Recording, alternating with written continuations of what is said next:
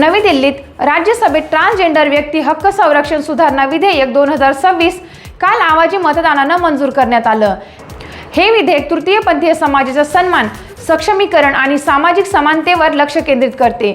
विधेयकाद्वारे ट्रान्सजेंडर व्यक्तींच्या ओळखीची अधिक स्पष्ट व्याख्या करण्यात आली असून स्वकल्पित लैंगिक ओळखीची मर्यादा ठरवण्याचा प्रयत्न यामध्ये काढून टाकण्यात आला आहे। याचबरोबर सामाजिक सांस्कृतिक ओळख ट्रान्समॅस्क्युलिटी व्यक्तींना त्यांच्या हक्कांच्या कक्षेबाहेर वगळण्याचा प्रयत्न टाळण्याची तरतूदही करण्यात आली आहे। सामाजिक न्याय मंत्री वीरेंद्र कुमार यांनी सांगितले की सरकारचा उद्देश तृतीयपंथीयांना समाजात समान दर्जा मिळावा, त्यांना भेदभावापासून संरक्षण मिळावं, तसेच शिक्षण, आरोग्य आणि मूलभूत सुविधांमध्ये समान प्रवेश मिळावा असा आहे।